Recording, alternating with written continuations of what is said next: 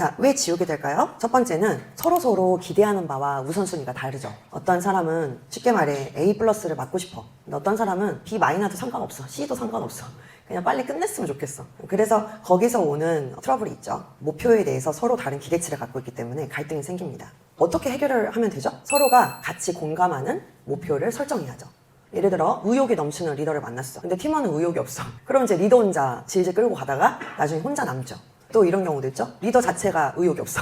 리더가 잠수를 타. 그래서 이제 팀원들이 부랴부랴 급하게 해결하고 그런 경우도 있습니다. 처음부터 사실은 리더가 될 만한 사람을 리더를 사실 세워야 되고요. 그리고 여기 있는 팀장들이나 국장들은 그만한 검증을 거친 리더들이기 때문에 좀 믿고 따라가셔도 좋습니다. 두 번째, 책임 회피와 불공평한 업무 분배입니다. 그런데 여기서 불공평한 업무 분배라는 거에서 오해가 없으셨으면 하는 부분은요. 저는 모든 사람이 일을 똑같이 해야 된다고 생각하지 않습니다. 캐파에 맞게 일을 해야 된다고 생각합니다. 직장 생활을 하더라도요. 회사에 처음 들어갔을 때 누가 일을 더 잘하죠? 나이에 따라서 물론 업무 능력의 차이도 있을 수 있지만 일의 경력에 따라서 그리고 그 회사의 시스템을 얼마나 잘 알고 있느냐 그 업의 성질을 얼마나 잘 알고 있느냐에 따라서 업무 능력이 달라집니다. 그러면은 누가 일을 더 많이 하는 게 맞습니까? 주임이 많이 하는 게 맞습니까? 신입이 많이 하는 게 맞습니까?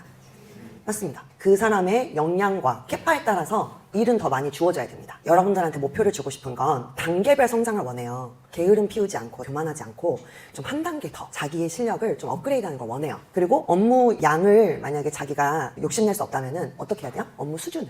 예를 들면은 팀장님이 나한테 매출 50만 원 정도 해보라 하셨지만은 내 자체적으로는 80만 원 해봐야지. 본인의 한계를 넘어서 보려고 컴포트 존을 넘어서려고 하는 그 노력을 스스로가 해야 됩니다. 그래서 불공평한 업무 분배라는 건 일이 몰린다?